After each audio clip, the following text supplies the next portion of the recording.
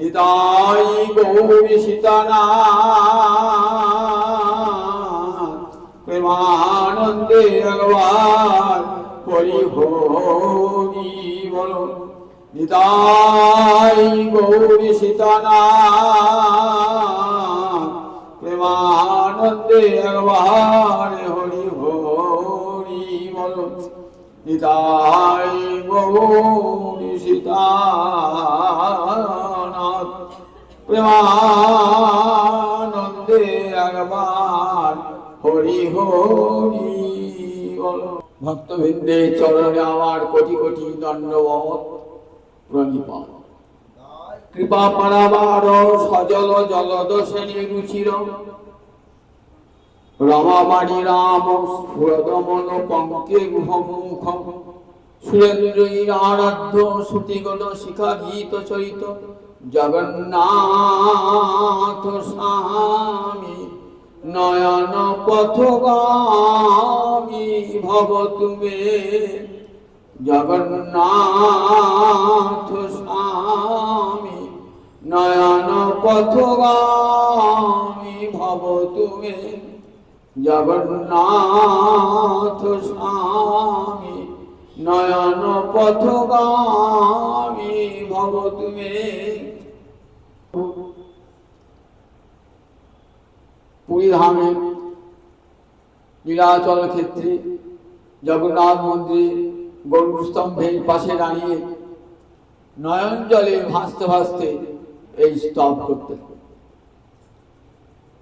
কৃপা পারাবার সজল জলদ শ্রেণী রুচির রমা বাণী রাম স্ফুরদমল পঙ্কে রুহমুখ সুরেন্দ্রীর আরাধ্য শ্রুতিগণ শিখা গীত চরিত জগন্নাথ স্বামী নয়ন পথ গামী ভব তুমি। পারাবার মানে সমুদ্র, তাহলে কৃপা পারাবার মানে কৃপার সমুদ্র। গোবিন্দ জগন্নাথ দেখতে কেমন? সজল জলদ ছিল। সজল জলদ, জলদ মানে মেঘ, সজল মানে জল ভরা মেঘ, তার যেমন কান্তি সেই রকম জগন্নাথের দেহের কান্তি। সজল জলদ বর্ণ রুচির, সজল জলদ শ্রেণী বর্ণ রুচির। রমা বাণী রাম, রমা মানে লক্ষ্মী, বাণী মানে সরস্বতী, এই দুজনের অন্তরে তুমি আনন্দ দান করো। লক্ষ্মী এবং সরস্বতী গোবিন্দের শ্রী বিষ্ণুর পত্নী, তাই এই দুজনের অন্তরে তুমি লক্ষ্মী এবং সরস্বতী, এই দুজনের অন্তরে তুমি আনন্দ দান করো। সুরেন্দ্রই আরাধ্য, সুরেন্দ্র মানে সুর মানে দেবতা, দেবতাদের মধ্যে শ্রেষ্ঠ কারা? ব্রহ্মা, মহাদেব, ইন্দ্র, এরা শ্রেষ্ঠ। তো এরা কি করছেন? নিত্য আরাধনা করছেন এই জগন্নাথ। সুরেন্দ্রই আরাধ্য। শ্রুতিগণ শিখা গীত চরিত, শ্রুতি মানে বেদ, তার শিখা হল মস্তক উপনিষদ, তাদের শ্রেণী অর্থাৎ সমস্ত উপনিষদ তোমার মহিমা বর্ণনা করছেন। শ্রুতিগণ শিখা গীত চরিত জগন্নাথ স্বামী নয়ন পথগামী ভব তুমি। হে জগন্নাথ, তুমি আমার স্বামী, তুমি আমার প্রভু, তুমি আমার দৃষ্টিপথের গোচরী ভূত। এই বলতেন আর নয়ন জলে ভাসতেন মহাপ্রভু। যেকালে দেখে জগন্নাথ বলরামে সুভদ্রা সাথ, তবে জানি আইনু কুরুক্ষেত্র সফল হইল জীবন। দেখিনু পদ্মলোচন জুড়াইল তনু মনোনেত্র।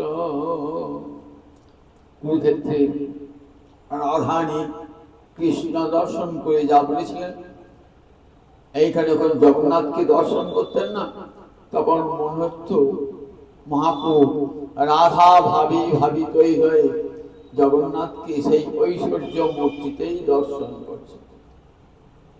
এই বলছেন যেকালে দেখে জগন্নাথ বলরাম সুভদ্রা সাথ। যখন দেখেন বলরাম বুঝেছিল কি সুভদ্রা তো বুঝেছিল না সুভদ্রার সাথে, তবে জানি আইন ও কুরুক্ষেত্র, তখন ভাবছেন কুরুক্ষেত্রে এসেছে।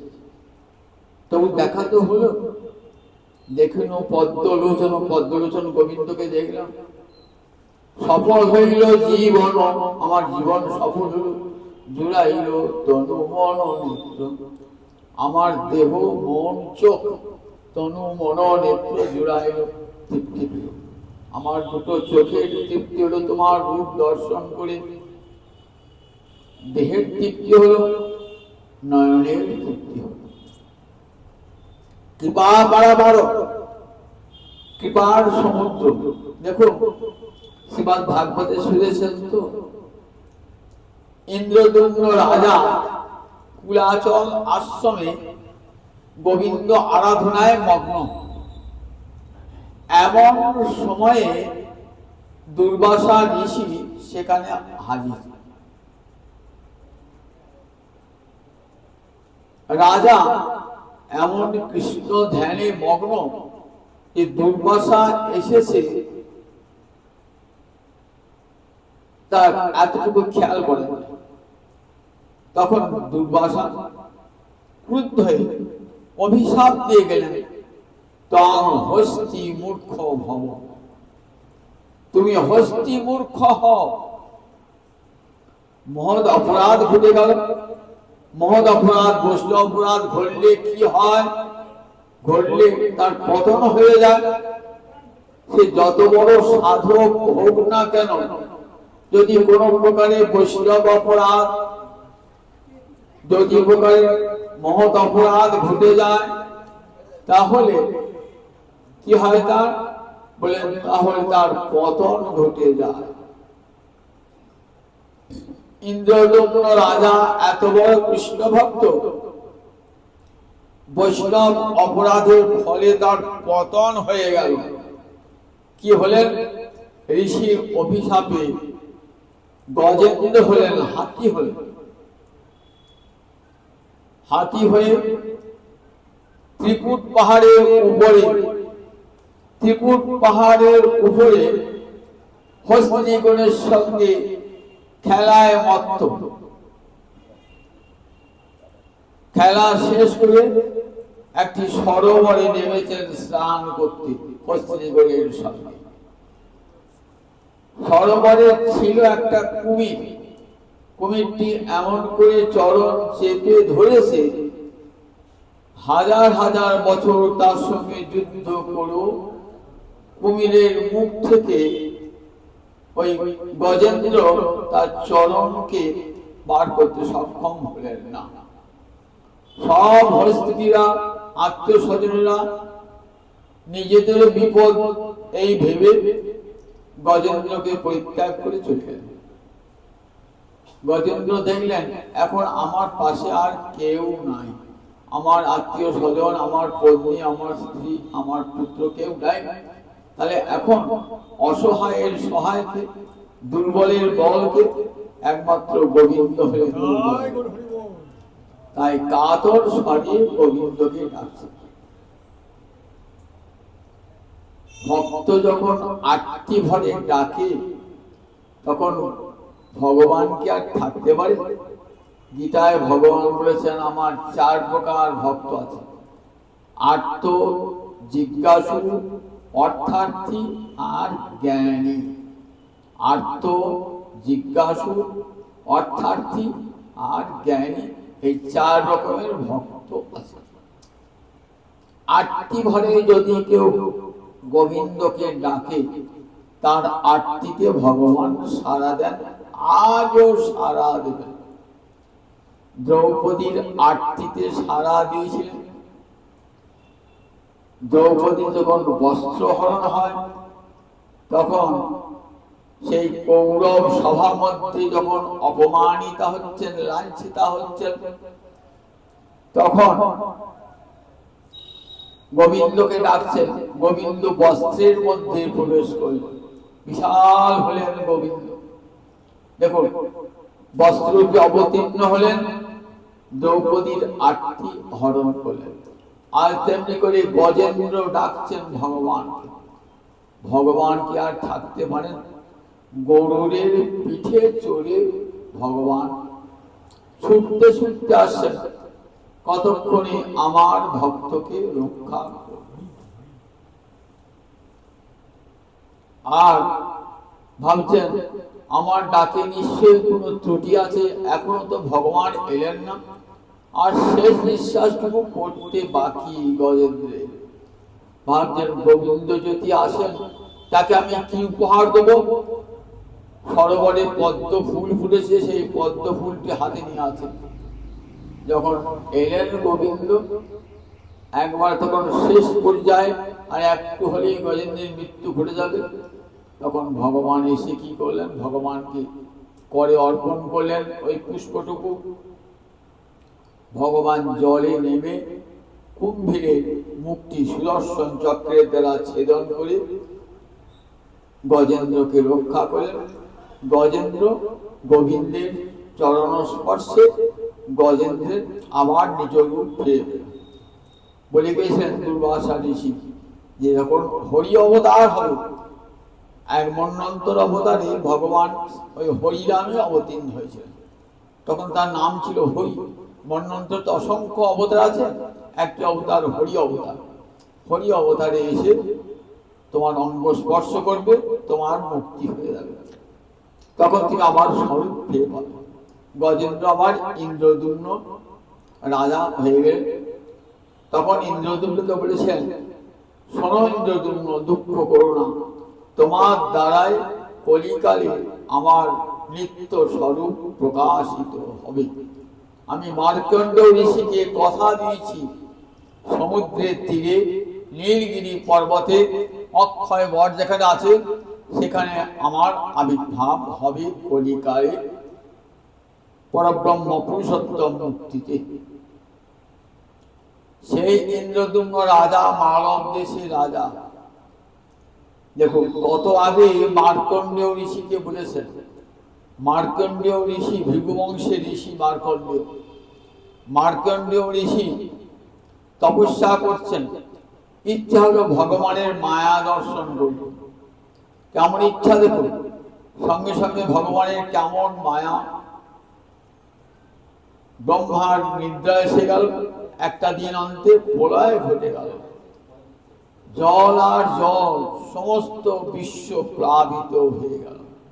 সমস্ত বিশ্ব প্লাবিত, সব শেষ হয়ে গেল, কিন্তু মার্কণ্ডেয় ঋষি বেঁচে আছেন। জলের উপরে কখনো ডুবছেন, কখনো ভাসছেন, কখনো ডুবছেন, কখনো ভাসছেন। এমনি করতে করতে শত সহস্র বৎসর পেরিয়ে গেল। কোথায় এলেন? এই নীলাচলে, সমুদ্রের তীরে। এসে দেখলেন একটা বট গাছ, অক্ষয় বট। সেখানে জলের কোন স্পর্শই নাই। জলে সাঁতার কাটতে কাটতে ক্লান্ত কাতর হয়ে গেছেন। তখন দেখছেন ভগবানকে ডাকছেন আরতি ভরে। তখন ভগবান দেখা দিলেন লক্ষ্মী নারায়ণ রূপে। দেখা দিয়ে অদৃশ্য হয়ে গেলেন। বললেন, তোমরা এই বট গাছে ওঠো, পত্রে দেখবে আমার শিশু মূর্তি, তাহলে সব জানতে পারবে। বট গাছে বললেন, দেখলেন বট গাছের পাতায় এক বিঘত পরিমাণ, এক অঙ্গুলি পরিমাণ একটি ক্ষুদ্র শিশু বট পাতায় শুয়ে তার চরণের অঙ্গুষ্ঠ লেহন করছে। মুখখানি হাঁ করেছেন, ভিতরে প্রবেশ করে গেলেন।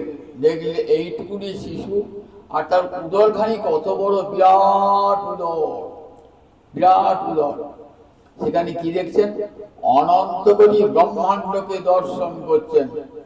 নদী, সাগর, পর্বত, বিশ্বের যত প্রাণী সব দর্শন করছেন ওই ক্ষুদ্র শিশুর উদরে। কিছুক্ষণ পরেই আবার সেখান থেকে বেরিয়ে এলেন। তারপরে বলছেন দৈববাণী, মার্কণ্ডেয়, এটি আমার নিত্য ধাম, নীলাচল ধাম। এইখানে আমি দারু ব্রহ্মরূপে আবির্ভূত হব কলিকালে। তখন মার্কণ্ডেয় ঋষি বলছেন যে প্রভু, আমিও তোমার সেবা করব, আমি এই স্থান ত্যাগ করতে চাই না। তখন বললেন, তুমি এইখানে তাহলে আমার দ্বিতীয় বিগ্রহ শিবের আরাধনা করো। শিবের আরাধনা করলেন, সেখানে সেখানে একটি সরোবর তৈরি হলো, মার্কণ্ডেয় সরোবর। আর যে শিবের আরাধনা করেছেন সেই শিবের নাম মার্কণ্ডেয় ঈশ্বর। দেখবেন পুরী ধামে যে ঈশ্বর আছেন, যমেশ্বর, কপতেশ্বর, তেমনি মার্কণ্ডেশ্বর আছেন। মার্কণ্ডেয় ঋষি এখানে সাধন করেছেন। সেইখানে নীলমাধব পূজিত হচ্ছে, নীলাচল গিরিতে নীলমাধব ভগবানের এক মূর্তি পূজিত হচ্ছেন। নীলমাধব কেন? ইন্দ্রনীলমণি দিয়ে তৈরি নীলমাধব, শঙ্খচক্র গদা পদ্মধারী নীলমাধব এক নির্জন পর্বতে, যেখানে চতুর্দিক বন দিয়ে ঘেরা, কেউ যেতে পারে না, সেইখানে নীলমাধব পূজিত হচ্ছে। ইন্দ্রদুম্ন রাজার অন্তরে ইচ্ছা হলো যে কোথায় ভগবানকে দর্শন করে আমি মুক্তি লাভ করব। সকলকে জিজ্ঞাসা করছেন যে ভগবানের দর্শন করছেন, সাক্ষাৎ ভগবান দর্শন লাভ। তখন এক তীর্থযাত্রী বলে গেলেন, নীলাচলে সমুদ্রের তীরে নীলমাধব দর্শন করলে সাক্ষাৎ ভগবান শ্রীহরিকে দর্শন হবে, মুক্তি লাভ হবে। তখন ইন্দ্রদুম্ন রাজা কোথায় নীলমাধব আছে জানবার যদি তাকে পাঠালেন তার পুরোহিত বিদ্যাপতিকে। বিদ্যাপতি এসে নীলাচলে এসে ঘুরতে ঘুরতে ঘুরতে ঘুরতে এক নির্জন বনাঞ্চল, যেখানে কেউ নাই, দেখলেন সেখানে একটা কীর্তনের ধ্বনি উঠছে। তখন গিয়ে দেখলেন সেখানে একটা ছোট্ট কুড়ে ঘরে একটা সবর শ্রেণীর মানুষ সে কীর্তন করছে। বিদ্যাপতিকে বড় আদরে সমাদর করলেন। বিদ্যাপতি ওই সব বিশ্বাবসী সবরে এক কন্যা ছিল, তার নাম ললিতা। কিছুদিন থাকতে থাকতে ললিতার সঙ্গে প্রণয়ের পাশে আবদ্ধ হলেন বিদ্যাপতি। তখন বিশ্বাস নিজের তখন ললিতাকে বলছেন, শোনো প্রিয়তমী, তোমার পিতা প্রতিদিন রাত্রিকালে কোথায় যান, আবার সকালবেলা ফিরে আসেন কোথা হতে? বললেন সেটি বলা যাবে না। বললেন তুমি আমার প্রিয়তমা পত্নী হয়ে আমাকে বলবে না? তাহলে কিরকম বিশ্বাস করো তুমি আমাকে? তখন বিশ্বাবসী বলেন, দেখো বাবা, তোমার জামাতা জানতে চায় তুমি কোথায় যাও, আবার সকাল থেকে কোথেকে ফিরে আসো। তোমার অঙ্গে সুগন্ধ চন্দনের মতো অগুরিত মতো গন্ধ বার হয়, যে প্রসাদ খায় মনে অমৃত, স্বর্গের অমৃত ভোজন করছি। তখন বলেন, দেখো বাবা, দেখো মা, সে তো বলা যাবে। তখন দেখো তুমি যখন বলছো, তাহলে এক কাজ করো, আমি নিয়ে যাবো আমার জামা থেকে চক্ষু বন্ধন করে। চোখটি বন্ধন করে নিয়ে গেলেন। ললিতা কি করেছিলেন? কোচরে সরিষার বীজ ছড়িয়ে দিয়েছিলেন, সরিষার বীজ দিয়েছিলেন। বলেন যাবে যখন সরিষার বীজ সরিষার বীজ ছড়াতে ছড়াতে গেলেন, দেখলেন নীলমাধব। আর সেখানে একটা কুণ্ড রয়েছে, রোহিণী কুণ্ড। রোহিণী কুণ্ডের এমন মহিমা, দেখলেন একটা কাক রোহিণী কুণ্ডে স্নান করে নীলমাধবকে দর্শন করার সঙ্গে সঙ্গে বৈকুণ্ঠে চলে গেল। তখন বিদ্যাপতি কি করলেন? বিদ্যাপতিও রোহিণী কুণ্ডে স্নান করে নীলমাধবকে দর্শন করে প্রাণ বিসর্জন দিতে উদ্যোগ হয়েছে। তখন দৈবানী হল, না রাজা, তুমি প্রাণ পরিত্যাগ করবে না, তুমি খবর দাও রাজাকে, ইন্দ্রদুম্ন রাজাকে, আমি এখানে নীলমাধব করেছি, তার দ্বারাই আমি জগতে প্রকাশিত হব। এরপর বিদ্যাপতি চলে এলেন নীলমাধব দর্শন করে পূর্ণ মনোরথ হলেন। কিছুদিন থাকার পর এলেন মালব দেশে ইন্দ্রদুম্ন রাজার কাছে। ইন্দ্রদুম্ন বলেন, সন্ধান পেয়েছি, রাজা চলুন। রাজা যাচ্ছেন পাত্র মিত্র আমাত্র সঙ্গে রয়ে, সৈনিকাদি সঙ্গে রয়ে, দেবর্ষি নারদ সঙ্গে করে নিয়ে যাচ্ছেন। প্রতিমধ্যে শুনলেন বিশাল এক ঝটিকায়, বললেন সমস্ত নীলাচল, সমস্ত নীলমাধব সব অন্তর্হিত হয়েছেন, দেখা যাবে না। রাজা কান্নায় ভেঙে পড়লেন। যে নীলমাধব দর্শনে আশায় আসছি, সে নীলমাধব দর্শন হলো না। মূর্ছিত সময় তখন ভক্তবাণী হচ্ছে, রাজা দুঃখ করো না, আমার ইচ্ছাতেই এটা ঘটেছে। আমি এবার তোমার দ্বারাই প্রকাশিত হব। আমি মার্কণ্ড ঋষিকে কথা দিয়েছি, এইখানে আমি আবির্ভূত হব চারি মূর্তিতে, জগন্নাথ, বলদেব, সুভদ্রা এবং সুদর্শন, এক পরব্রহ্ম চার অংশে বিভক্ত হয়ে জন্ম আবির্ভূত হবে। কি করে আবির্ভূত হবে? রাজা ঘুরছেন, বলেন দেখো সমুদ্র তীরে বসে ধ্যান করবে, যথাসময়ে শঙ্খ চক্র গদা পদ্মযুক্ত একটি কাঠ ভেসে আসবে, আর সেই কাঠ থেকে আমার মূর্তি নির্মাণ করবে। দেখো সে মূর্তি কেউ নির্মাণ করতে পারবে না, আমি ছদ্মবেশে শিল্পী হয়ে যাব। বিরাট কাঠকে নিয়ে এলেন বই। তার আগে নৃসিংহদেবের রাজা যজ্ঞ করেছেন, সেই যজ্ঞ ক্ষেত্রে নিয়ে এলেন। এখানে এসে ভাবছেন কে নির্মাণ করবে, কেউ সমর্থ হলেন না। শেষে স্বয়ং ভগবান শ্রী হরি জগন্নাথই এলেন শিল্পী মূর্তিতে। বললেন আমি 1 মাসের মধ্যে সেই মূর্তি নির্মাণ করব, ঘরের দরজা বন্ধ করি। আর সেই ঘরের দরজা আমি মূর্তি বানাবো, তখন যে ঠুকঠাক হবে, শব্দ হবে, যদি কেউ শোনে সে চিরকালের জন্য বধির কালা হয়ে যাবে। কিন্তু আমাকে কেউ ওই সময় কেউ ডাকবেন না, তাহলে মূর্তি কিন্তু অর্ধবৃত হয়ে যাবে। রাজা বলেন তথাস্তু।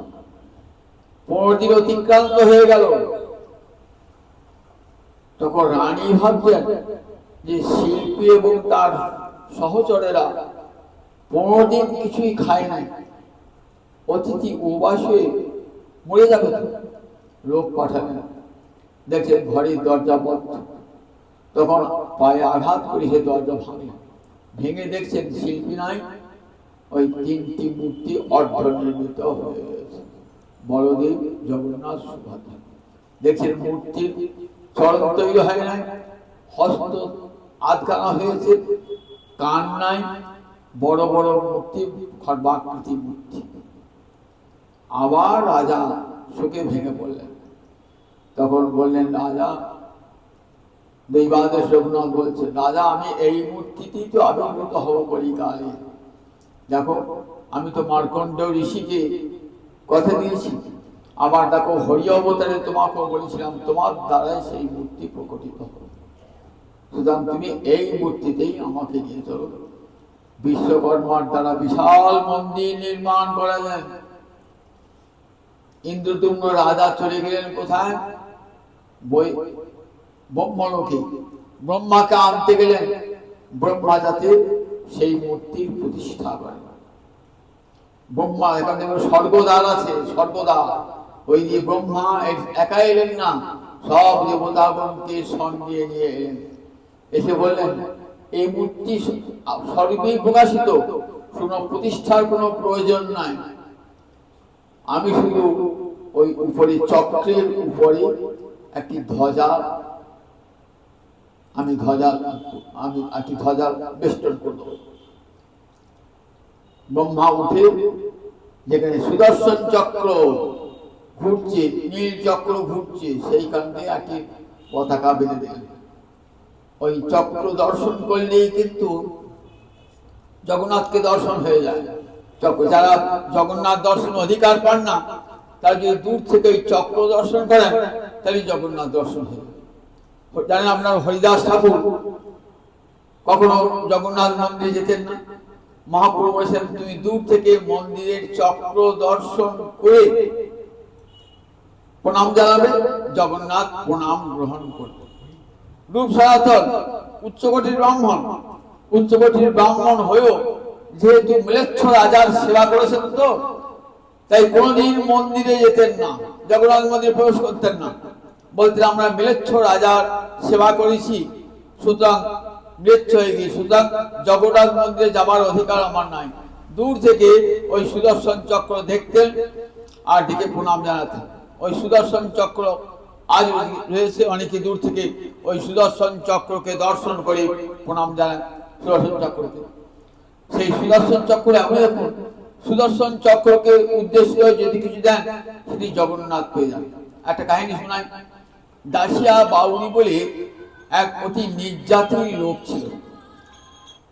তার তো সে কি করতো, নিজ হাতে জগন্নাথকে খাওয়াবার ক্ষমতা নাই, তো একদিন এই আষাঢ় মাসের দিনে সে ভালো আম নিয়ে এসেছে জগন্নাথকে খাওয়াবে বলে। আম নিয়ে এসেছে, পুরী যারা পূজারী যাচ্ছে জগন্নাথে, তারা সবাই বলছে দাও আমাকে, দাও আমাকে আবার ঝুড়িটা দাও। ও বলছে না না, আমি কাউকে আমের ঝুড়ি দেবো না, আমি জগন্নাথকে খাওয়াবো। বলে তোমার তো খাওয়াবার অধিকার নাই, আমরা ব্রাহ্মণ। বলে আমি খাওয়াবো জগন্নাথকে, দেখো। এই বলে একটি করে আম দিচ্ছেন, দেখছে আমটি ফেরত আসছে না। একটি করে সব 50টি আম দিলেন। কোথায় গেল আমগুলো? বলছে তুমি কি জাদু জানো নাকি? বলে না, জাদু জানি না, স্বয়ং জগন্নাথ হাতে করে গ্রহণ করেছেন, এই বিশ্বাস আমরা আছে। আপনারা পূজারী হয়েও জগন্নাথের কাছে থেকেও জগন্নাথকে চিনতে পারেন না। আমি জাতিতে বাউরি, নিচু জাতি, কিন্তু আমি জানি যে জগন্নাথ স্বয়ং গ্রহণ করছেন। প্রমাণ কি? জগন্নাথ গ্রহণ করছেন। মন্দিরে যান, মন্দিরে যান, গেলেই বুঝতে পারবেন। মন্দিরে ঢুকে দেখছেন সব কলার খোসাগুলো, আটিগুলো সব জগন্নাথের কাছে পড়ে রয়েছে। অবাক হয়ে গেল সবাই যে দাসিয়া বাউরির হাতে খেলেন ভগবান। ভগবানের কাছে কোন জাতি বিচার নাই। পত্রং পুষ্পং ফলং তৈলং জমে ভক্তা প্রদচ্ছতি তদহং ভক্তি বিহিতম অস্নামি পূজতাত্মন। পত্র পুষ্প ফল জল যে আমাকে ভক্তির দ্বারা আমাকে দেয়, প্রদান করে, সেই শুদ্ধ চিত্ত ভক্তের দেওয়া উপহার আমি গ্রহণ করি। ব্রাহ্মণ হতে হবে এমন কোনো কথা নাই, যে দেবে বলেন জো। ব্রাহ্মণ বলেন, লিখে দেখুন, পত্রং পুষ্পং ফলং তয়ং জো মে ভক্তা প্রয়চ্ছতি। নারী পুরুষ থেকে আরম্ভ করে ব্রাহ্মণ ক্ষত্রিয় বৈশ্য শূদ্র চণ্ডাল যেই দেখ, আমি ভক্তের দেওয়া সেই উপহার আমি ভোজন করি। অস্নামি, শুধু গ্রহণ করি না, আমি খাই, পরমানন্দে ভোজন করি। দাসিয়া বাউরির দেওয়া ফল গ্রহণ করলেন। সেই চক্র দূর থেকে দর্শন করলে জগন্নাথকে দর্শন করা হয়। চক্রের উদ্দেশ্যে কিছু দান করলে সেটা জগন্নাথ গ্রহণ করেন। সেই চক্র আর ওই চক্রের উপরই একটি 2.5 কিলোগ্রাম ঘিয়ের প্রদীপ প্রতিদিন জ্বালিয়ে দিয়ে আসতে হয়, আর প্রতিদিন একটি পতাকা বেঁধে দিয়ে আসতে হয়। যদি পতাকা বাঁধা না হয়, সেদিন আর জগন্নাথের ভোগ হবে না, জগন্নাথের ভোগ হবে না। আর এই যে প্রদীপটি 2.5 কিলোগ্রাম ঘিয়ের প্রদীপ, ওই প্রদীপটি নিভবে না, অনির্বাণ প্রদীপ হয়ে জ্বলছে, যতই ঝড় হোক ঝঞ্ঝ হোক জ্বলছে। জগন্নাথ মন্দির শীর্ষে ওই চক্রে দেওয়া আছে। কেমন কৃপার সাগর, কৃপা পারাবার সজল জলদশে রুচির। সেই কৃপা পাবার জন্য আবির্ভূত হয়েছেন কোথায়? ওই দক্ষিণ সমুদ্রের তীরে নীলাচলে আবির্ভূত হয়েছেন। কত তার করুণা দেখুন। কোথায় সুদূর পাঞ্জাব, আর কোথায় শ্রীক্ষেত্র। পাঞ্জাবের পাতিয়ালা বলে একটা জায়গা আছে, সেখানে অমরাগড় বলে একটা গ্রাম আছে। সেখানে এক দরিদ্র ব্রাহ্মণ, তার 2টি পা জন্ম থেকেই জোড়া লাগা, 2টি পাই জন্ম থেকে জোড়া লাগা, কিন্তু ইচ্ছা হচ্ছে জগন্নাথ দর্শন করব। সবাই হাসাহাসি করছে, তুই এখান থেকে এইটুকু যেতে পারবি না, আর কোথায় জগন্নাথপুর তুই যেতে পারবি? তাহলে তার কৃপা হলে ঠিক পারবো। দেখো তোমরা যদি আমাকে কিছু পয়সা দাও তাহলে ভালো হয়, আর্থিক সাহায্য করো। সবাই নিষেধ করছে তুই পারবি না, দুটো পা জন্ম থেকে জোড়া, তাহলে সে চলতেই তো পারে না। কোন হাতে ভর দিয়ে সে যায়, হাতে ভর দেওয়া তুই যা যাবে কোথায়? পাঞ্জাব আর কোথায় শ্রীক্ষেত্র বুঝুন দেখি একবার। মাঝে কত নদী নালা আছে, বন জঙ্গল আছে, যাবে কি করে? বললেন আমি যাব। জগন্নাথ কৃপার সমুদ্র, কৃপার সমুদ্র। জগন্নাথ তার কৃপা পাড়াবার। গ্রামের লোকেরা কিছু পয়সা তুলে দিল, সে যাচ্ছে ওই খোঁড়া পা নিয়ে যাচ্ছে, হাত দুটো ধরে অবলম্বন করে যাচ্ছে। বহু দেশ পার হয়ে গেল, বহু নদী নালাও সে পার হলো কোনো প্রকারে। একটা গভীর জঙ্গলের মধ্যে পৌঁছেছে। তখনকার দিনে জঙ্গল তো, সেই জঙ্গল দিয়ে যাওয়া বড় কষ্টকর, কাঁটার ঝোপ, তারপরে হিংস্র জন্তু আছে, সাপ আছে, বাঘ আছে, সিংহ আছে, যাবে কি করে? যাচ্ছে, যেতে যেতে ভাবছেন আর বোধহয় জগন্নাথ তোমার কাছে আমি পৌঁছাতে পারলাম না, অন্তরে আমার চির আকুলতা থেকে গেল, এ জীবন আমার জগন্নাথ দর্শন হলো না। তুহু জগন্নাথ জগতে কহায়সি, জগ বাহিরে নহ মই ছাড়। ওহে জগন্নাথ, তুমি জগন্নাথ, আমি তো জগৎ ছাড়া নই হে প্রভু, আমি তোমারই কৃপারে কাঙালে প্রভু, আমি জগৎ ছাড়া নই গো প্রভু। মাধব বহুত মিনতি করিত, আমি তিল তুলসী দিয়া এ দেহ সমর্পেন দয়াজন নাছ রহমিয়। আমার দয়া যেন ছেড়ো না, ওহে দীনবন্ধু জগদে বন্ধু,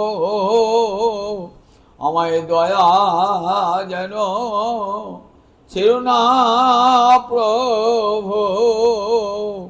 গণইতে দোষ গুণলেশ নাহি পারবি, জব তহু করবি বিচার।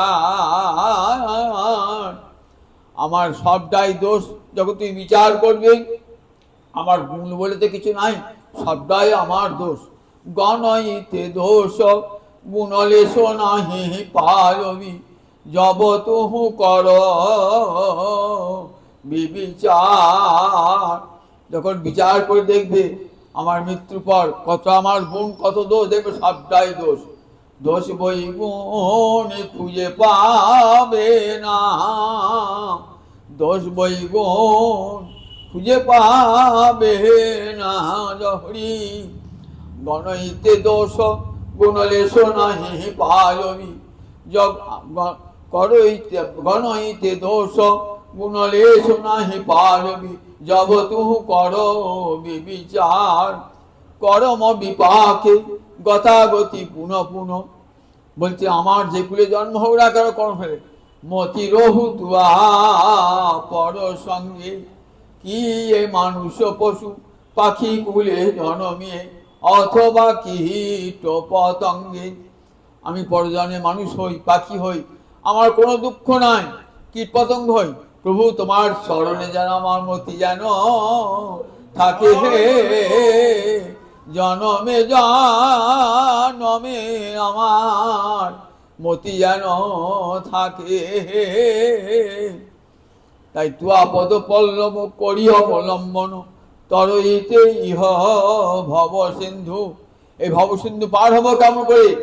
তোমার চরণকে ভেলা করে এই ভব সিন্ধু পার হবো। পঞ্চান নয়ন জলে ভাসছে সেই ব্রাহ্মণ, এমন ভয়ঙ্কর দুর্গম জঙ্গল, সেই জঙ্গল পার হবো কেমন করে? চতুর্দিকে কাঁটার ঝোপ, হিংস্র জন্তু। মনে ভাবছেন আর আমার জগন্নাথ দর্শন হলো না, আর আমার জগন্নাথ দর্শন হলো, বলে কাঁদছেন নয়ন জলে। দেখেছেন তো, ভগবান শুনতে পান, ঘরে বসেই কাঁদুন, আর বনে বসেই কাঁদুন, হিমালয়ে বসেই কাঁদুন, আর জমালয়ে বসেই কাঁদুন, গোবিন্দ আমার অন্তর্যামী তো জানতে পারেন। কত কষ্ট করে এসেছে, কত নদী নালার পার হয়ে এলো, কত পথ অতিক্রম করে এলো, ভালো করে চলতে পারে না, শুধু আমাকে দেখবার জন্য এত আগ্রহ, এত আকুলতা। দেখুন ভগবান কেমন, জ্ঞানীকে যেতে হয় ভগবানের কাছে, যোগীকে যেতে হয়, ভগবান ভক্তকে যেতে হয় না। ভগবান নিজে সে ভক্তকে দেখা দেন। দেখছেন এক সন্ন্যাসী সাহায্য, কি অপরূপ রূপ সন্ন্যাসী, এমন সন্ন্যাসী কোনদিন দেখেন নাই। অঙ্গতে দুটি বার হচ্ছে, কে তুমি? বলছে তুমি যাবে কি করে জগন্নাথ দর্শন করবে এই গভীর বন জঙ্গল পার হয়ে? বলছেন ঠিকই, কে হে সন্ন্যাসী, আমায় কৃপা করুন, একটু চরণের ধুলা দেন, তাহলে আমি ঠিক বন পার হয়ে যাব। আমাকে জগন্নাথ দেখতেই হবে, দেখতেই হবে। জগন্নাথ না দেখে তুমি যাবে না? বললেন না, জগন্নাথ আমাকে দেখতেই হবে। কেমন আটটি দেখুন, যদি ধরে থাকেন না, তাহলে কোনো দিনই একদিন না একদিন দর্শন হবেই হবে। জগৎকে শিক্ষা দিচ্ছেন। বুড়ি ছুঁয়ে থাকো, রামদাস বাবাজি বলতেন, ঠিক একদিন না একদিন দর্শন হবে, দেখা। কি করেছেন? গুরুচরণকে আশ্রয় করে বুঝাচ্ছেন যে একদিন না একদিন জগন্নাথের দর্শন হবে। দেখছেন সন্ন্যাসী নয়, সন্ন্যাসী জগন্নাথ মূর্তিতে আবির্ভূত। বললেন শোনো ব্রাহ্মণ, তোমার আরতিতে আমি তোমাকে দেখা দিতে এসেছি। আমি আমার ভক্তকে দেখা দেওয়ার জন্য ছুটে আসি গোলক থেকে বৈকুণ্ঠে। দেখো ধ্রুব তো 5 বছরের বালক, সে কিছুই জানে না, শুধু নয়ন জলে ভাসছে হে গোবিন্দ দয়া করো বলে, তার মায়ের শিক্ষা। দেখো ধ্রুবকে আসতে পেরেছে আমার কাছে, আমি গিয়ে দেখা দিয়েছি ধ্রুবকে, আমার ভক্তকে আমি নিজে গিয়ে দেখা দিই। তাই তোমাকে দেখা দিতে এলাম, তোমাকে আর যেতে হবে না শ্রীক্ষেত্রে, তুমি এইখানে আমার দর্শন পেলে। বলছেন যে প্রভু তুমি যাকে আমাকে দর্শন দিলে, লোকে তো বিশ্বাস করবে না, লোকে বলবে ও শ্রীক্ষেত্র যেতে পারে না, জগন্নাথ দর্শন হয় নাই, মিছে কথা বলছে। তাহলে এমন কিছু কৃপা করো প্রভু, যাতে আমি লোকের কাছে মিথ্যাবাদী প্রমাণিত না হয়। তখন কি করলেন? তখন সেই জগন্নাথ, সেই সন্ন্যাসীকে জগন্নাথ তার চরণটি দিয়ে ওই ব্রাহ্মণ জোড়াচরণ থেকে চরের উপরে, হাঁটুর উপরে পাটি দিলেন, সঙ্গে সঙ্গে দুটি পা ছেড়ে গেল, আর অপূর্ব সুন্দর দেহ হলো, অপূর্ব সুন্দর। সেইখানে প্রসাদ দিলেন, খুব আনন্দে। এবার দেখছেন, এইবার পায়ে হাঁটতে পারতেন না তো, এবার হেঁটে হেঁটে আসছেন। বললেন তুমি গিয়েছিলে জগন্নাথ? বললেন হ্যাঁ জগন্নাথ। ওই যাও নাই? বললেন যে গিয়েছিলাম, যার প্রমাণ দেখো। আমার তো পা তোমরা জোড়া দেখেছিলে, দেখছো এখন দুটো পা আমার পৃথক, স্বাভাবিক মানুষের মতন পা, আমার এমন রূপ দেখেছিলে, দেখো জগন্নাথের কৃপা যদি না পায়। সবাই অবাক হয়ে, সত্যি তো একটা জোড়া লাগা পা কি করে দুটো পৃথক হয়ে গেল, সম্পূর্ণ সুন্দর বলিষ্ঠ দেহ প্রাপ্ত হলো। তখন তখন তারা বিশ্বাস করলেন। ওই গ্রামেতেই জগন্নাথের মূর্তি নির্মিত হলো। আজও সেই অমরাগড়ে জগন্নাথের মন্দির আছে, ওই ব্রাহ্মণকে কৃপা করেছিলেন বলে। এমন কৃপা জগন্নাথ, কৃপা পারাবার সজল জলদ সেন। আর একটি কাহিনী শোনায়, তালিসা মহাপাত্র বলে এক পূজারী, পরম হরিভক্ত এবং জ্ঞানী বিদ্বান, প্রতিদিন রামায়ণ মহাভারত ভাগবত পাঠ করতেন, প্রতিদিন নয়ন জলে ভাসতে আর পাঠ করতেন, আর জগন্নাথের সেবা করতেন। তা একদিন রাজা এসেছেন, জানেন রাজা এলে তো মালা চাইবে, রাজাকে কি জগন্নাথ দর্শন করাতে হবে, আর রাজাকে ওই জগন্নাথের গলার মালা দিতে হবে। সেদিন ঘর করেছেন, জগন্নাথের গলায় কোনো মালা নাই। তাহলে জগন্নাথের গলায় কোনো মালা নাই, এখন তো রাজা চাইবেন রাজাকে যদি মালা দিতে না পারি তাহলে রাজা কি করবেন, আমাকে হয়তো দণ্ডদান করবেন। কি করলেন, নিজের গলার একটা মালা ছিল, সেই মালাটাই জগন্নাথের গলায় পরিয়ে রাজা দেখতে পান না এমন অবস্থায় দিলেন রাজা। রাজা মালাটা নিয়ে গিয়ে দেখছেন মালাতে চুল লেগে রয়েছে। ক্রোধ হয়ে গেলেন, জগন্নাথের তো মাথায় চুল থাকে না, তাহলে চুলটা কোথা থেকে এলো? তারপরে নিশ্চয়ই ওই মহাপাত্র আমাকে ঠকিয়েছে, নিজের গলার মালাটা আমার গলায় পরিয়ে দিয়েছে, জগন্নাথের মালা বলি জগন্নাথ চুলায়। রাজা ক্রুদ্ধ হয়ে মহাপাত্রকে ডেকে পাঠিয়েছিলেন, তালিশা মহাপাত্রকে, আচ্ছা দেখো তুমি রাজার সঙ্গে বঞ্চনা করলে, জগন্নাথের মালা বলে আমার গলায় পরিয়ে দিলে, আচ্ছা জগন্নাথের মাথায় চুল আছে নাকি? কি করে জগন্নাথের মাথায় চুল এলো? তুমি আমাকে মালাটা দিলে তাতে চুল লেগেছিল। ভয়ে ভয়ে বলছেন, রাজা জগন্নাথের মাথায় চুল হয়েছে, আমি মালা দিতে গিয়ে জগন্নাথের মাথায়। মিথ্যা কথা বলছো, জগন্নাথের মাথায় চুল হয়েছে, মিথ্যা কথা বলছো। বেশ, কাল তুমি সকালে আমি যখন জগন্নাথ দর্শনে যাব, জগন্নাথের মাথার চুল দেখাতে হবে। তালিশা মহাপাত্র ভাবছেন, আমি তো চুল দেখাতে পারবো না, তাহলে রাজা আমাকে দণ্ডদান করবে এবং কারাগারে পুড়ে রেখে দেবে। পাশে একটু বিষ রেখে দিয়েছেন যে কারাগারে দণ্ডভোগ করা অপেক্ষা মৃত্যুবরণ করাই ছিল। মনে মনে ভাবছেন, যদি জগন্নাথের মাথার চুল দেখাতে না পারি রাজাকে, তাহলে তোমার কারাগারে যেতে হবে। আর সারা রাত্রি কাঁদছেন, জগন্নাথ আমাকে এই চরম বিপদ থেকে রক্ষা করো প্রভু, যদি তুমি রক্ষা না করো তাহলে এই পাশে বিষ রেখেছি আমি খেয়ে আত্মবিসর্জন করব। ওই রাজার কারাগারে ওই দণ্ড আমি গ্রহণ করতে পারবো না। সারা রাত্রি ঘুম হয় না, শুধু নয়ন জলে ভাসছেন তালিশা মহাপাত্র। কাল সকালে উঠেই রাজা আসবেন যদি চুল দেখাতে না পারে। সকালে রাজা এসেছেন, সকালে রাজা আসার পূর্বেই দেখছেন, মন্দির খুলে দেখছেন যে মাথায় তালিশা মহাপাত্র রাজা জগন্নাথ মাথায় চুল গজিয়েছে। তখন বলছেন, রাজা দেখুন দেখুন আপনি হাতে চুল তুমি লাগিয়ে দিয়েছো, চুল নিশ্চয় আটা দিয়ে চুল লাগিয়ে দিয়েছো। বেশ, আটা দিয়ে আমি যে চুল লাগিয়ে থাকি টানলেই তো বেরিয়ে আসবে, টেনে দেখুন। টেনে যখন দেখছেন তখন জগন্নাথের মাথা থেকে রক্ত বেরিয়ে আসে। তখন ছি ছি ছি, এ আমি করলাম কি, এ আমি করলাম কি? জগন্নাথের মাথার চুল ছিলাম, রক্ত বেরিয়ে এলো। যদি স্বাভাবিক চুল হয় তাহলে রক্ত বেরিয়ে আসবে তো, আর আটা দিয়ে রক্ত বেরিয়ে আসবে না? জগন্নাথের মাথায় রক্ত বেরোলো। তখন দেখছেন সত্যি জগন্নাথের মাথায় চুল। তখন তালিশা মহাপাত্রকে দণ্ডবৎ হয়ে প্রণাম জানালেন যে মহাপাত্র দেখো আমি বড় অপরাধী, আমি তোমাকে অপমান করেছি, আর সেই অপমানে ফেলে এখন জগন্নাথের কাছে আমার অপরাধ হয়ে গেল, তুমি আমাকে ক্ষমা করো।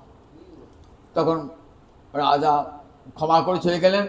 তারপরের দিন দেখতে আর চুল নাই মাথা, আর কোনো চুল নাই। দেখুন ভক্তবাক্য রক্ষা করবার জন্য, দেখুন ভক্তকে রক্ষা করবার জন্য ভগবান কৃপা পারাবার নন থাকে। দেখুন কৃপার সমুদ্র যদি নয়ন জলে বুক ভাসে কেউ ভগবানকে ডাকতে পারে, আজও সেই ফল পাবে।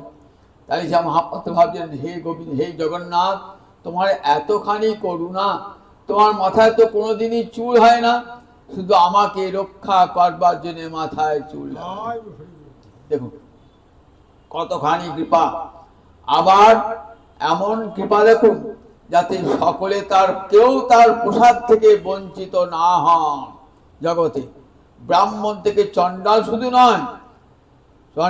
নয়, কৃমিকীট পর্যন্ত, কুকুর বিড়াল ছাগল এরাও যেন জগন্নাথের প্রসাদ থেকে বঞ্চিত না হয়, এমন জগন্নাথের মহাপ্রসাদ।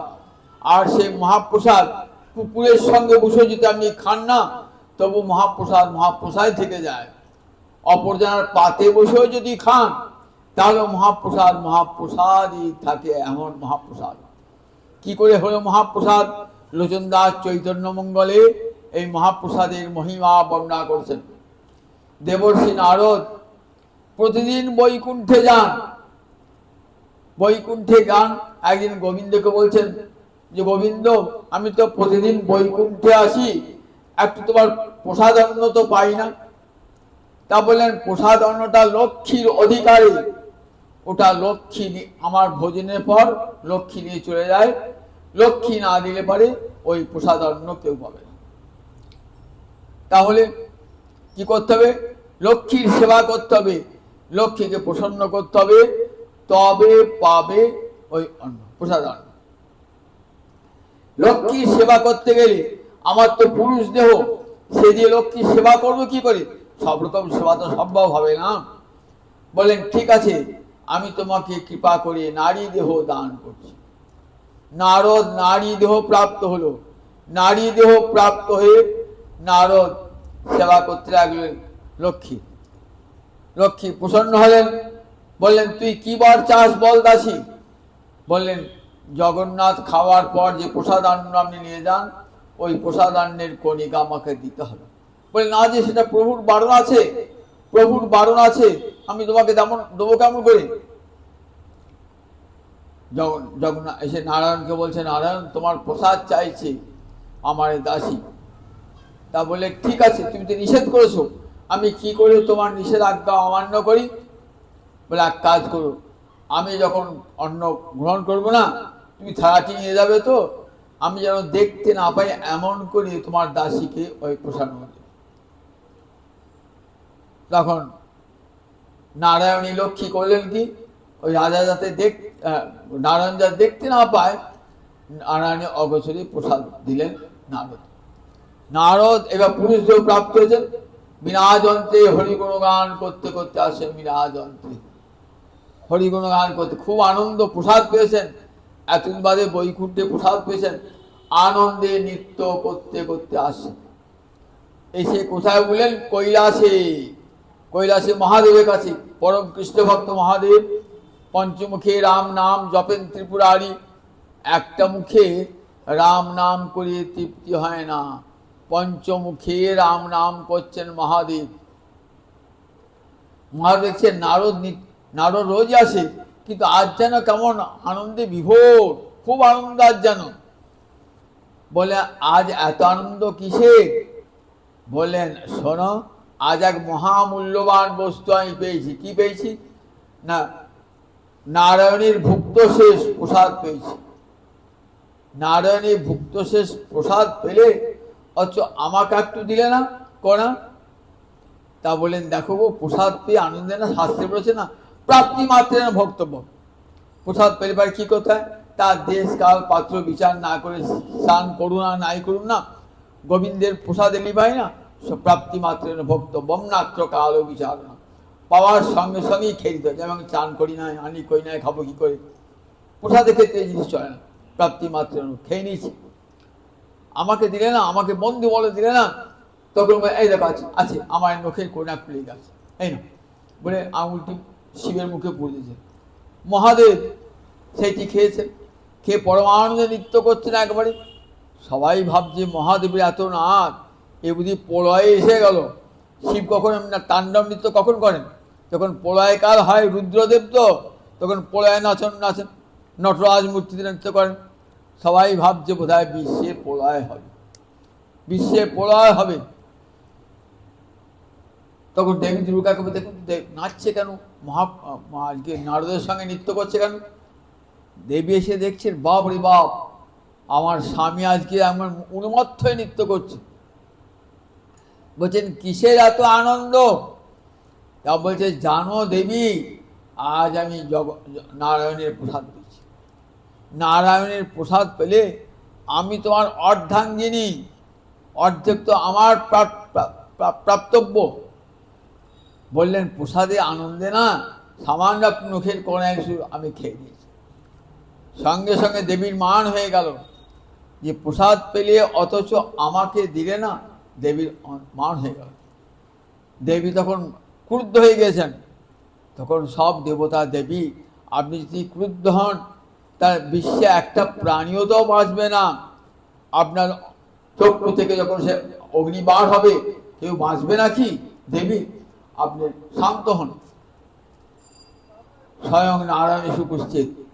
পৃথিবী ধ্বংস হয়ে যাবে, দেবীর নয়নের অগ্নিতে ধ্বংস হয়ে যাবে। বলেন, দেবী তোমার কি বক্তব্য বলো? বলেন, আমি মহাপ্রসাদ পেয়েছি। বলেন, যত মহাপ্রসাদ চাও তাই তোমায় দেবো। তুমি ক্রোধ সংবরণ করো। দেবী ক্রোধ সংবরণ করলেন, বলেন, দেখো আমি নীলাচলে চারি মূর্তিতে আবির্ভূত হব। বলভদ্র, জগন্নাথ, সুভদ্রা এবং সুদর্শন মূর্তিতে তুমিও আবির্ভূত হবে। আমার মন্দিরের পিছনেই থাকবে তোমার মন্দির, নাম হবে তোমার বিমলা। আমার ভোগের পর তোমার সেখানে ভোগ যাবে।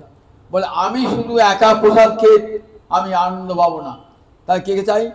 বলে, জগতের সবাই, ব্রাহ্মণ চণ্ডাল থেকে আরম্ভ করে কেউ, তোমার প্রসাদে কোনো জাতি বিচার থাকবে না। এমনকি নর্দমায় যারা কৃমিকীট তারা পাবে, শিগাল, কুকুর, বনের পশু পাখি সবাই তোমার প্রসাদ পাবে। যদি সবাইকে প্রসাদ দেওয়া বড়, তবে আমার এই ক্রোধ সংবরণ করবেন। বলেন, ঠিক আছে, হবে। ওই নীলাচলে আমি কলিযুগে আবির্ভূত হব, সমুদ্রের তীরে। সেখানে প্রতিদিন আমি 56 ভোগ হবে এবং 52 বার আমি ভোজন করব। ওই ভোজন, আমার ভোজনের পর সেই প্রসাদ চলে যাবে তোমার কাছে, তুমি খেলে সেটি হবে মহাপ্রসাদ। মহাদেব দেন নাই বলে মহাদেব দূরে আছেন। কোথায় আছেন? ভুবনেশ্বরে, কোটিলিঙ্গ হয়ে আছেন ভুবনেশ্বরে। এখানকার দেবী খাবেন, তারপর যাবে ভুবনেশ্বরে সেই প্রসাদ। দেখুন, বিমলা দেবী রয়েছেন আজও। যদি জগন্নাথ মন্দিরে যান, দেখবেন পিছনে বিমলা দেবী আছেন, মান ভরে মানিনী হয়ে রয়েছেন। এই প্রসাদ হওয়ার পর চলে যায় কোথায়? ওই বিমলা দেবীর কাছে। বিমলা দেবী যেই গ্রহণ করলেন, সঙ্গে সঙ্গে সেটি মহাপ্রসাদ হয়ে গেল। এবং সেই মহাপ্রসাদে জাতি ধর্ম নির্বিশেষে সবার অধিকার। বিমলা দেবীর জন্যে জাতি ধর্ম নির্বিশেষে সবার অধিকার এই মহাপ্রসাদে। তাই দেখুন, এমন মহাপ্রসাদের করুণা। সেই মহাপ্রসাদ আজও আছে। আমাদের মহাপ্রসাদে বিশ্বাস নাই। মহাপ্রসাদে গোবিন্দে নাম ব্রহ্মণী বৈষ্ণবে স্বল্প পুণ্যবতাঙ্গের আজন বিশ্বাস নেই বজায়ত। সেই মহাপ্রসাদ আজও আছে, কিন্তু আমাদের বিশ্বাস নাই।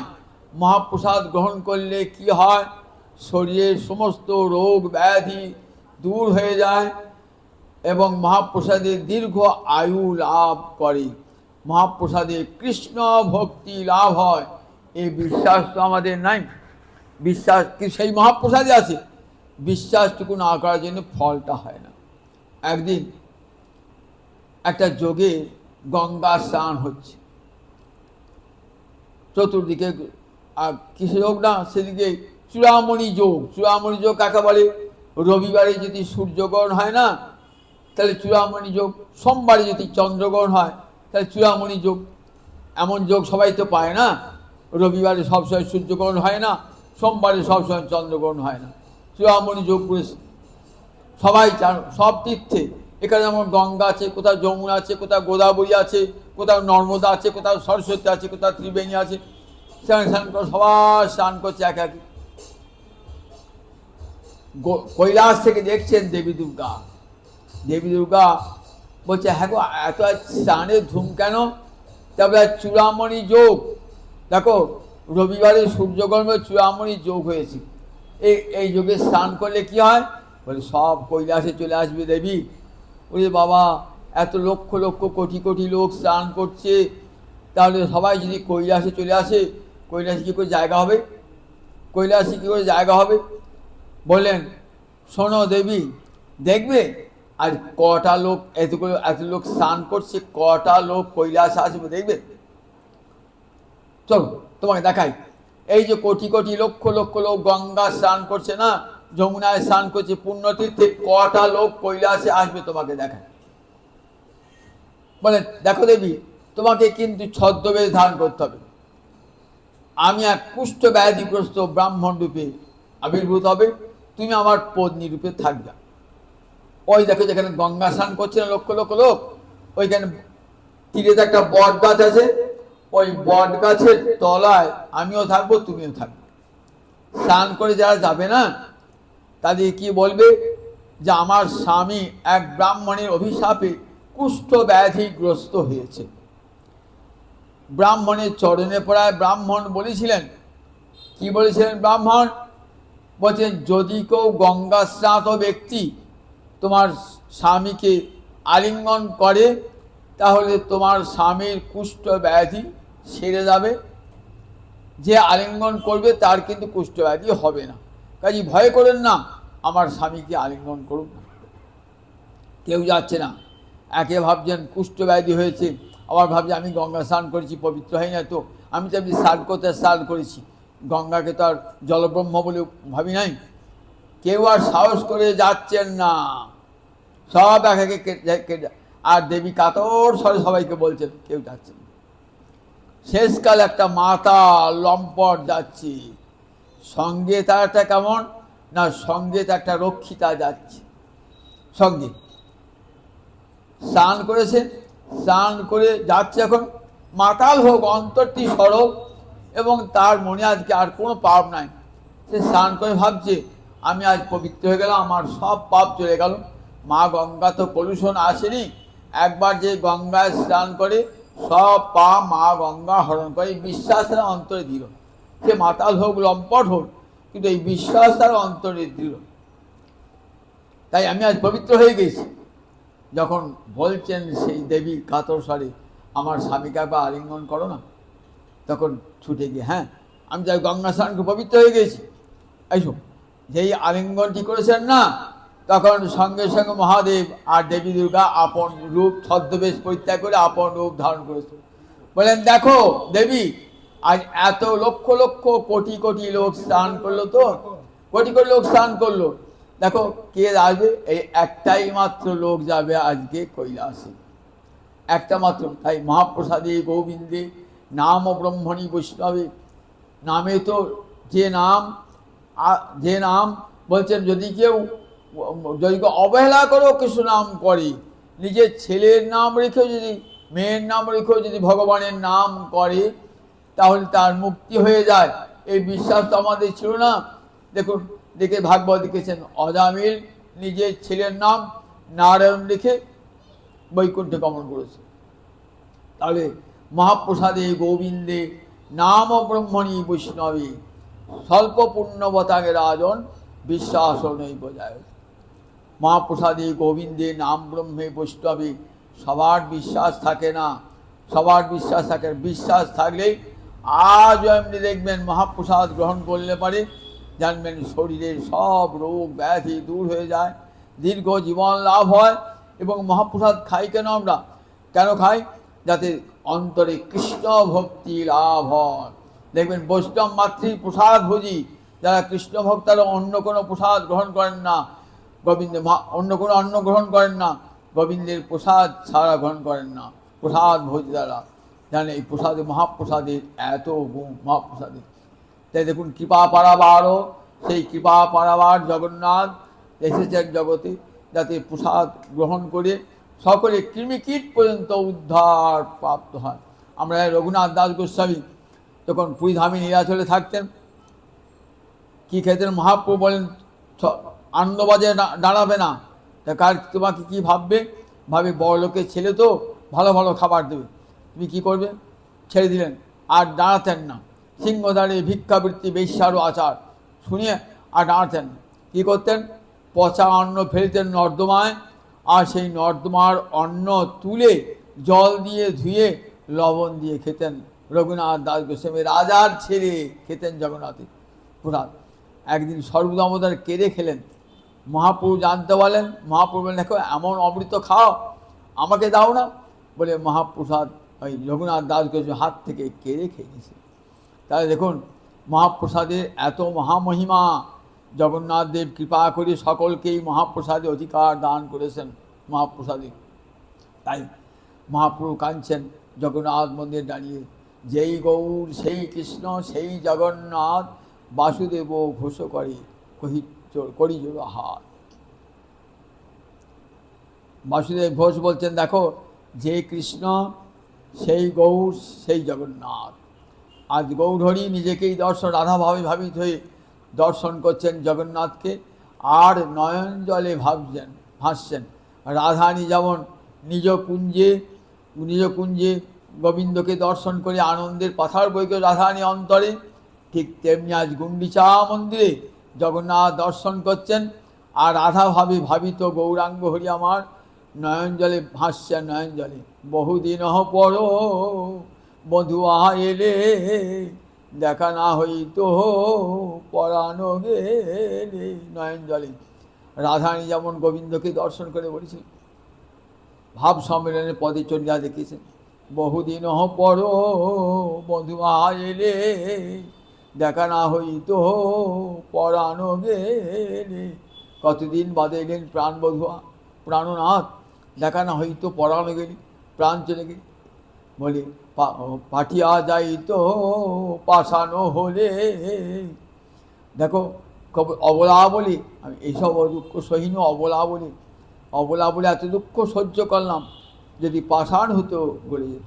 দুঃখিনীর দিন দুঃখেতে গেল, মথুরাপুরে ছিলে তো ভালো। দুঃখিনী আমি রাধারানী, আমার তো দিন দুঃখে গেল। বলো বলো বলো তোমারই কুশলে বলো, তোমারই কুশল মানি, আমি এসব দুঃখ কিছু না গণি। আমার নিজের দুঃখকে আমি দুঃখ হলে ভাবি না। বলো বলো বধো কুশলে বলো, তোমার কুশল মানি, আমি এসব দুঃখ কিছু না গণি। এই 9টি দিন কুঞ্জে পেয়েছেন তো, মহাপ্রভু নয়ন জলে ভাসছেন, আনন্দের সীমা নাই। ঠিক রাধারানী আপন কুঞ্জে গোবিন্দকে পেয়ে যেমন আনন্দ করেছিলেন, ঠিক তেমনি করে আমার গৌরহরি আজ কাঁদছেন নয়ন জলে বুক ভাসিয়ে জগন্নাথ গুন্ডিচা মন্দিরে জগন্নাথকে দর্শন করে। সেই জগন্নাথ কৃপা পারাবার সজল জলদ শ্রেণী রুচির, রমাবাণী রাম স্ফুরদমল পঙ্কে রুহ মুখ, সুরেন্দ্র আরাধ্য শ্রুতিগণ শিখা গীত চরিত, জগন্নাথ স্বামী নয়ন পথগামী ভব তুমি, জগন্নাথ স্বামী নয়ন পথগামী ভব তুমি, জগন্নাথ স্বামী নয়ন পথগামী ভব তুমি। জয় জয় হো জগন্নাথ শচির নন্দন, ত্রিভুবনে করে যাহারে চরণ বন্দন। নীলাচলে শঙ্খচক্র গদা পদ্মধর, নদিয়া নাগরে তোমার দণ্ড কমণ্ডল কর। যেই গৌর সেই কৃষ্ণ সেই জগন্নাথ, বাসুদেব ঘোষ কহে জুড়ি দুই হা। জয় গৌরী জয় জগন্নাথ, জয় গোবিন্দ জয় বলদেব সুভদ্রা। সকলের চরণে কোটি কোটি প্রণাম জানিয়ে, সমস্ত ভক্ত করে কোটি কোটি প্রণাম জানিয়ে আজ এইখানে হরিকথার বিরতি। জয় নিতাই জয় নিতাই জয়।